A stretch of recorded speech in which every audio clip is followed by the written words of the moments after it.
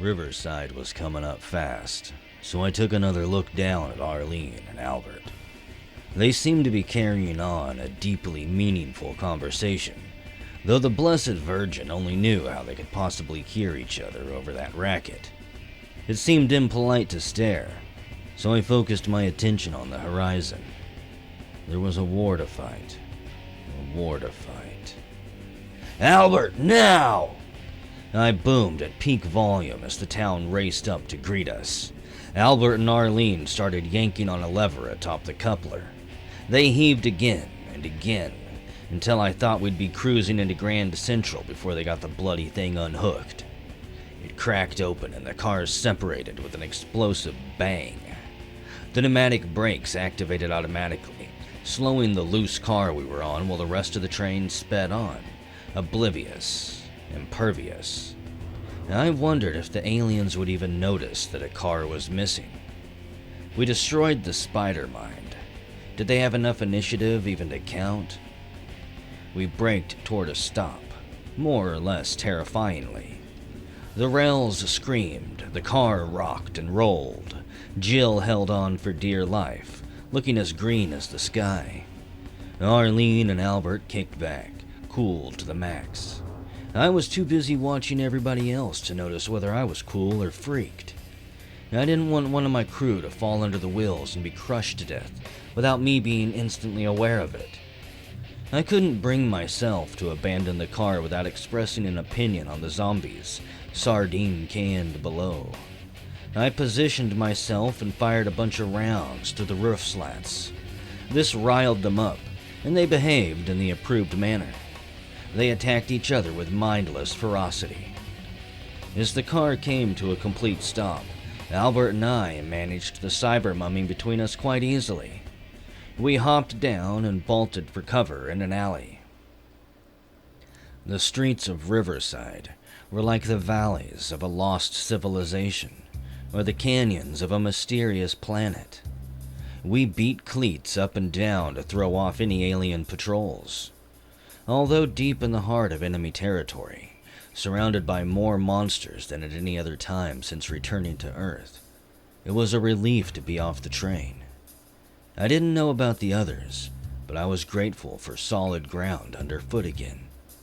There was no way to tell what were the mummy's requirements for life support. Perhaps with an IV he could survive indefinitely in his present condition, but there was no way for us to be certain without direct communication. Meanwhile, Arlene and Jill took point and tell, respectively. We were at the part of the mission where we were truly interchangeable, except for the necessity of keeping Jill alive until she could do her computer trick. Nowhere was safer than anywhere else. We whisked through street and alley, avoiding patrols of roving monsters. We ran, carrying the mummy like old bedclothes between us. Putting the mummy down for a moment, Albert pointedly asked of Jill, "Are there any safe houses around here?"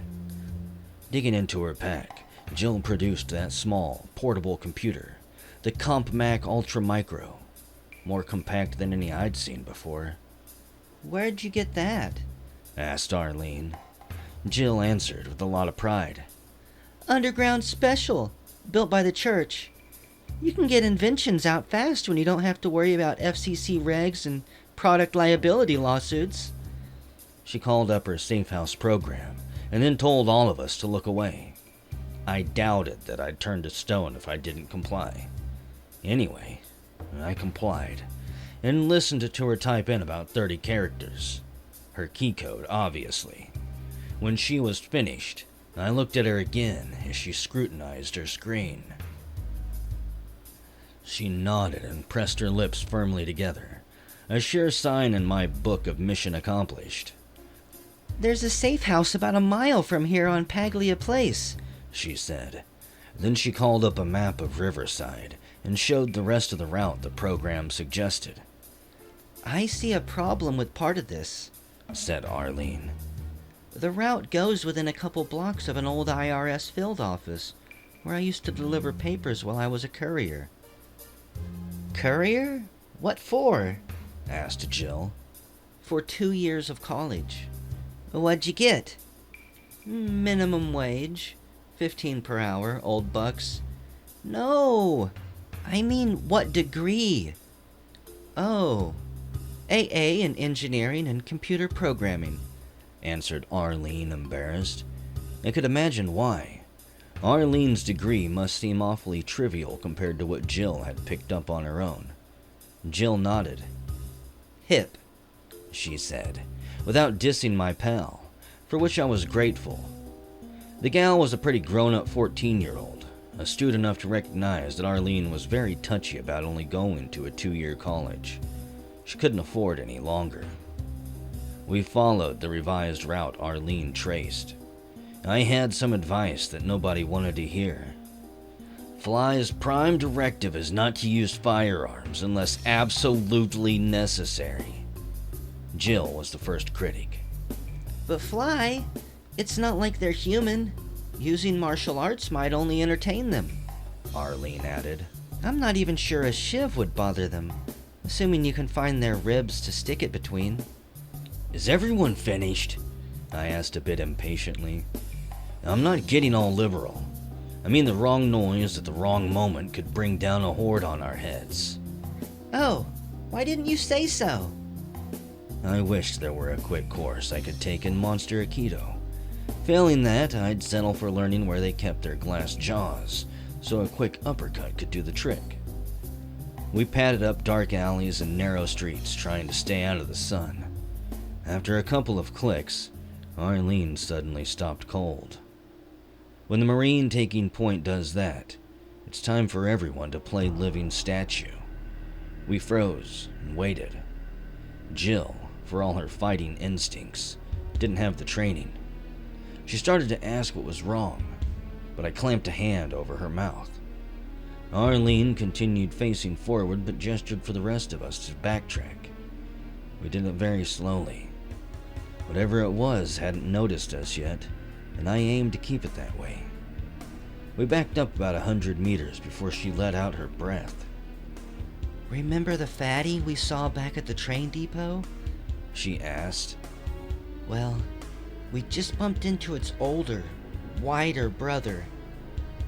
We'd been so busy that I never got around to getting her to name that mobile tub of lard, but I instantly knew the creature she meant. I'd hoped that maybe the thing was an exception to the rule, an accident, rather than a standard design. I preferred fighting monsters that didn't make me sick. I thought it was a huge pile of garbage, Arlene whispered intently. Blinking into the darkness ahead, I finally made out a huge shadow, shifting among the other shadows. The thing roused itself with the sound of tons and tons of wet burlap dragged across concrete. It stood to a height of 2 meters, only my height actually, but weighing at least 400 kilos. The density and width of the thing was incredible. The fatty. If we lived through this one, I hoped I could talk Arlene into a better name.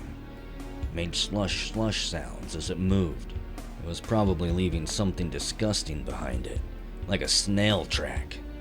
In the massive, shapeless metal paws that encased or replaced its hands, the fatty held some kind of weird, 3-headed gun. The thing wasn't facing us. It stood sideways, trying to figure out from which direction had come the noise disturbing its repose. Then it turned away from us, giving us an unobstructed view of its mottled, disgusting back. It made a horrible rasping noise that I guessed was the sound of its breathing. I pointed in the other direction, but just then we heard stomping feet approaching up the block that way. A troop of monsters. Just what we needed. They were led by a bony. If we didn't know how dangerous it could be, it would seem sort of funny, leading them with that jerking puppet gait. There was nothing amusing about being trapped between a fatty in front and the ghoul club behind, between hammer and anvil, with no side streets or doors to duck into. Albert sighed. I watched his shoulders untense. He unslung his weapon with casual ease, as though he had all the time in the world. Which, in a way, he did. He was ready to die for the cause. whether that was us or the rest of whatever. Me, I was ready to live for mine. Jill's face went utterly white, but she didn't give any indication of bugging. After the flat car, she was a seasoned vet. Like the rest of us, she had that special feeling of living on borrowed time. She clutched the Ultra Micro to her chest, more upset about failing than dying. She contemplated our mummy with regret. She'd never get the hack of a lifetime. Arlene whispered crossfire a nanosecond before it occurred to me. Darting into the middle of the street, we had the Boney in our sights. It stopped and immediately bent at the waist and fired its shoulder rockets. I hit the deck and Arlene dodged left. The rockets sailed over my head, one of them bursting against the big brown back of the fatty. Enraged, the fatty located the source of the scurrilous, unprovoked attack. It raised both arms and fired 3 gigantic flaming balls of white phosphorus at the Boney. The center ball hit, but the other 2 spread, striking other members of the Boney's entourage, frying them instantly. The surviving members were no happier than the fatty had been earlier. They opened fire, and the Boney forgot all about us, firing 2 more rockets at Fat Boy. Meanwhile, my crew were very, very busy, lying on their bellies and kissing dirt for all they were worth, hands over heads. All except me. I kept my hands free and rolled onto my back, shotgun pointing back and forth, like a fan at a tennis match. I didn't want to call attention to our little party, but neither did I want us to be noticed by a smarter-than-average monster who wanted to spill our guts to celebrate its position on the food chain. I wished it were still night. The Boney ran out of rockets before the fatty ran out of fireballs. The bone bag blew apart into tiny pieces, white shards so small they could be mistaken for hailstones, or this not Los Angeles. The fatty kept firing. There were plenty of troops left to take out, and the walking flab seemed to have an inexhaustible supply of pyrotechnics. Maybe he got his stuff from the same shop used by the Steam Demon. At last, any troops left intact were no longer moving. The fatty kept firing for a while into their inert bodies. When it stopped, nothing moved anywhere in sight, assuming those little pig eyes could see very far. We lay as still as we could. I wished we could stop the sounds of our breathing. A lump of congestion had settled somewhere in my head, and I wheezed on every second breath, but I was afraid to hold my breath for fear I would start coughing. Of course, the monster's hearing might not be any great shakes. I could see small black holes on either side of his lard-encrusted head. If those were ears, they seemed minuscule. I lay still, rationalizing and wheezing, hoping the thing would do anything except exactly what it did next. The fatty was badly shot and cut up, like a giant, spherical hamburger patty that had fallen apart on the grill. It rumbled and began to shuffle directly for us. If the monstrous thing stepped on one of us as it passed, it would be a messy death.